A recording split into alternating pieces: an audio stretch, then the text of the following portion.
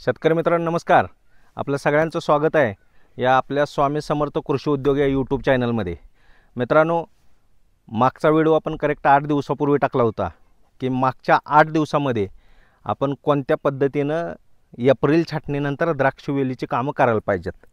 आणि आपण आत्ता जो व्हिडिओ तयार करतोय हा करेक्ट 8 दिवसानंतर त्याच बागेतला, ही माझी घरची बाग आहे, ज्या बागेतला मागच्या 8 दिवसापूर्वी आपण व्हिडिओ टाकला होता त्याच बागेतला हा व्हिडिओ आहे. म्हणजे 8 दिवसात मागं ज्या काही 4 फवारणी मी सांगितल्या होत्या आणि जो काही खताचा डोस सांगितला होता, पाणी व्यवस्थापन कसं करायला पाहिजे हे सांगितलं होतं, त्यानुसारच याही बागेचं काम केलेलं आहे.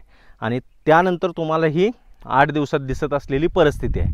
हे असं युनिफॉर्म यावर्षी जसं मी सांगतोय तसं सगळ्यात पहिलं आपलं लक्ष पाहिजे ती बाग एकसारखी फुटणं ही आपल्यासाठी खूप गरजेची गोष्ट आहे. आणि त्याचबरोबर मित्रांनो, माझा हा प्रयत्न आणि माझा हा व्हिडिओ तुम्हाला आवडत असेल तर माझ्या चॅनलला जास्तीत जास्त सबस्क्राईब करा, माझा व्हिडिओ जास्तीत जास्त लोकांच्यापर्यंत शेअर करा आणि तुमच्या मनात असणाऱ्या कोणत्याही शंका किंवा प्रश्नाबद्दल मला कमेंट करून विचारा किंवा फोन करून विचारा.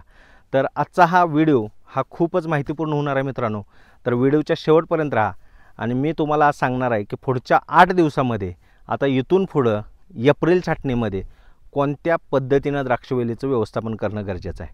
मित्रांनो, जसं मागच्या व्हिडिओमध्ये आपण सांगितलं होतं की शेवटच्या फवारणीमध्ये तुम्ही CCC म्हणजे लिओसिन या संजीवकाचा उपयोग करायला पाहिजे. आणि एक्सपोर्ट करणाऱ्या शेतकऱ्यांसाठी त्यांनी लिओसिन न वापरता झोल ग्रुपमधलं कोणतंही एखादं बुरशीनाशक जसं बोनस असेल किंवा स्कोर असेल तर आता त्याच्या पुढं आता जशा तुम्हाला ह्या फुटी दिसत आहेत आणि ह्या फुटींची पानांची संख्या जर मोजली आपण 1 2 3 4 5 ही 5 पानांची संख्या आलेली आहे. म्हणजे आता ही वेळ अत्यंत महत्त्वाची आहे मित्रांनो. इथून पुढं जे काम करायचं आपल्याला ते तुमच्या काडीमध्ये घड निर्मितीसाठी अत्यंत महत्त्वाचं आहे. आणि म्हणून याच्या पुढं याच्या फवारणीचं नियोजन करत असताना प्रत्येक 2 दिवसाला म्हणजे जी फवारणी आपण प्रत्येक 2 दिवस आड घेतो त्या प्रत्येक फवारणीमध्ये तुम्ही लिओसिन या संजीवकाचा उपयोग करायला पाहिजे किंवा लिओसिनच्या ठिकाणी तुम्ही झोल ग्रुपमधल्या एखाद्या बुरशीनाशकाचा उपयोग करायला पाहिजे. मग आता आपल्या फवारणीचं नियोजन करत असताना आपल्या फवारण्या कशा असायला पाहिजेत तर समजून चला की लिओसिन 049-32 एखादं सीवीड आणि एखादं बुरशीनाशक म्हणजे लिओसिन 049-32 सिरीजसारखं सीवीड आणि गरज वाटत असेल तर एखादं कॉन्टॅक्ट बुरशीनाशक ज्याच्यामध्ये अँट्राकॉल M45 झेडास्टेत्र कोमानेल तुम्ही काहीही घेऊ शकता. आता ही फवारणी झाल्यानंतर तुमची पुढची फवारणी जी 2 दिवसांनी असणार आहे ती कशी असायला पाहिजे तर लिओसिन एखादं चांगलं कीटकनाशक म्हणजे ह्याच्यामध्ये सोलोमनचा उपयोग तुम्ही करू शकता, याच्यामध्ये तुम्ही डेलिगेटचा उपयोग करू शकता, याच्यामध्ये तुम्ही एक्सपोनसचा उपयोग करू शकता. आता तुम्ही म्हणाल की एवढ्या म्हणजे ड्राय वातावरणामध्ये एवढ्या चांगल्या कीटकनाशकाची गरज आहे का तर मित्रांनो, मागच्या 8 दिवसापासूनचं वातावरण आपल्याकडे बघितलं किंवा पुढचे 4 दिवस 5 दिवस आपल्याकडे राहणारं वातावरण जर बघितलं तर हे ढगाळ आणि दमट असं राहणारं वातावरण आहे. आणि या वातावरणामध्ये तुम्हाला रस शोषक किडींचा त्रास खूप मोठ्या प्रमाणावर होऊ शकतो. आणि रस शोषक किडींचा जर प्रादुर्भाव ह्या वेळेच्या फुटीमध्ये जर तुमच्या झाला तर तुमची बाग पुढं ग्रीप पाहिजे तशी घेत नाही, त्याला चाल पाहिजे तशी मिळत नाही, काडीचा पोत पाहिजे तसा मिळत नाही. आणि हे सगळं टाळायचं असेल तर आपल्याला चांगल्या कीटकनाशकाचा उपयोग करायला पाहिजे.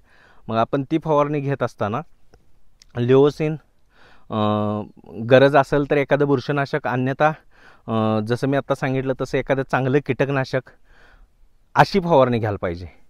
त्याच्या पुढची जी 2 दिवसानंतरची आपण फवारणी घेतो याच्यामध्ये आपण पहिल्यांदा 6BA हे कृत्रिम सायटोकायनिन जो प्रयोगशाळेत तयार केला जातो हा या 6BAचा या संजीवकाचा उपयोग करायला पाहिजे. पण या संजीवकाचा उपयोग करत असताना याच्यामध्ये कॅल्शियम आणि बोरॉन या सूक्ष्म आणि दुय्यम अन्नद्रव्याचा प्रामुख्यानं वापर करायला पाहिजे. म्हणजे आपली ती फवारणी कशी असेल समजून चला की 6BA असेल 200 लिटर पाण्याला 2 ग्राम, चिलेटेड कॅल्शियम असेल 200 ग्राम आणि बोरॉन असेल 100 ग्राम.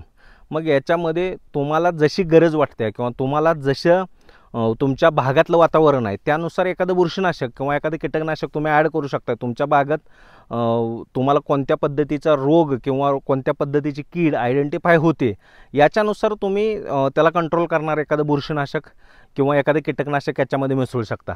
तर मित्रांनो, आता मी तुम्हाला 3 फवारण्या सांगितल्या आणि याच्या पुढची जी फवारणी घेणार आहे आपण ती पुन्हा शेवटी लिओसिन, अँट्राकॉल, बोनस आणि सोलोमन अशी जर तुम्ही घेतलीत तर ज्या लिओसिनच्या फवारण्या, आता लिओसिनच्या फवारण्या इथं तुम्हाला वाटतंय की खूप फास्ट होतात, पण ह्या लिओसिनच्या फवारण्या फास्ट होण्याचं कारण हे आहे मित्रांनो की आता जरी तुम्हाला ह्या फुटे आज लहान दिसत असतील तर या पुढं ह्या फुटींना खूप वेग येतो आणि ह्या येणाऱ्या वेगामुळं ह्याच्या अवस्था खूप फास्ट पूर्ण होतात। म्हणजे माझ्या हिशोबानं पुढच्या 3 ते 4 दिवसामध्ये मला माझ्या काडीची पहिली विरळणी करायला लागेल। मग माझ्या काडीची पहिली विरळणी करत असताना जसं मी सांगितलं की 8-4 हे अंतर जर असेल तुमचं तर तुमच्या 1 एकर द्राक्ष बागेमध्ये 1300 झाडं असतात, पण 1300 झाडावर तुमच्या येणाऱ्या स्टेजेस ह्या एकसारख्या येत नाहीत। पण तुमच्या त्या 1300 झाडामध्ये काही झाडं अशी असतात ज्याच्यावर येणाऱ्या स्टेजेस ह्या लवकर येतात आणि मग तुम्ही उशिरा येणाऱ्या स्टेजेसची वाट बघत बसला तर जे झाड पुढं आहे त्याच्या स्टेजेस निघून जाण्याचा धोका असतो। मग अशा वेळी आपण बागेची झाड काय सांगते याच्यानुसार व्यवस्थापन करायला पाहिजे। तुमचं मन काय सांगतंय किंवा तुम्हाला माणसं कधी मिळणार आहेत याच्यानुसार व्यवस्थापन करून द्राक्ष पिकात चालत नाही। मग आता हे झाड जर तुम्ही बघितलं तर ह्या झाडावर पुढच्या 4 दिवसात सपकेंसाठी मला ह्या काडीचा शेंडा मारायलाच पाहिजे।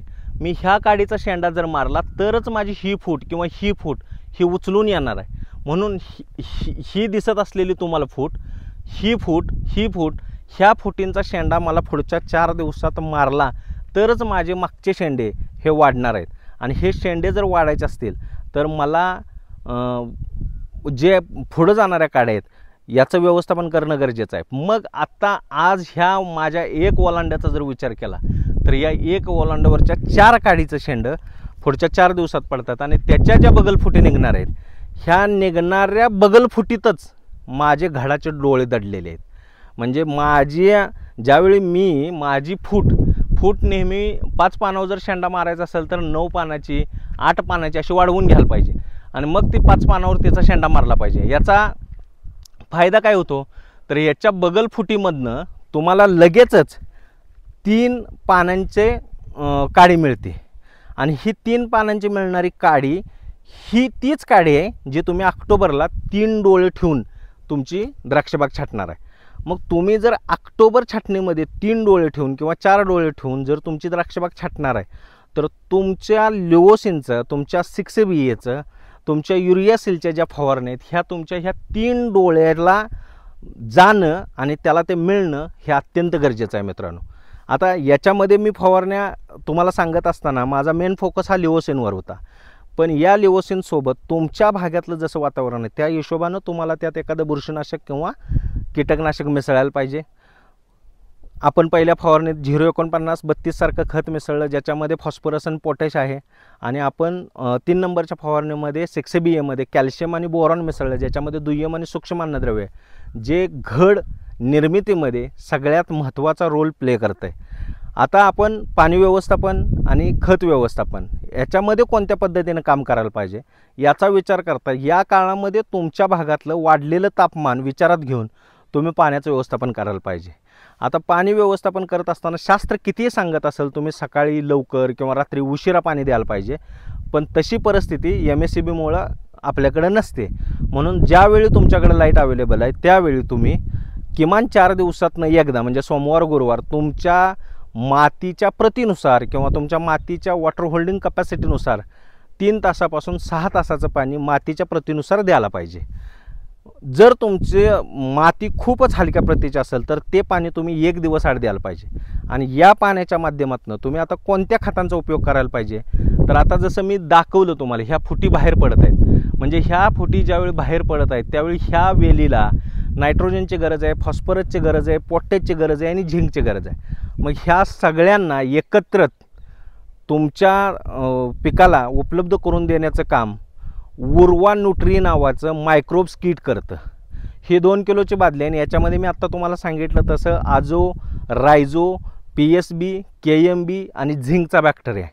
तर हे बॅक्टेरियाचं एक किट 2 किलोचं तुम्ही आत्ता खाली द्यायला पाहिजे. त्याच्याशिवाय तुम्ही ICLची कॅल्सिफॉस नावाची जी ग्रेड आली आहे ज्याच्यामध्ये कॅल्शियम आणि फॉस्फरस, म्हणजे ह्या कंडिशनला तुमच्या काडीचा पोत जेवढा चांगला असेल तेवढं भविष्यात तुम्हाला मिळणारे डोळं आणि मिळणारे घड चांगले असतील. म्हणून तुमच्या काडीचा पोत चांगला होण्यासाठी ज्या ज्या गोष्टी गरजेच्या आहेत त्या तुम्ही करायला पाहिजेत. मग त्या गोष्टीसाठी काय गरज आहे तर तुमच्या फॉस्फरसच्या लेवल चांगल्या पाहिजेत, तुमच्या पोटॅशच्या लेवल चांगल्या पाहिजेत, तुमच्या कॅल्शियमच्या लेवल चांगल्या पाहिजेत, तुमच्या झिंकच्या लेवल चांगल्या पाहिजेत आणि तुमच्या बोरॉनच्या लेवल चांगल्या पाहिजेत.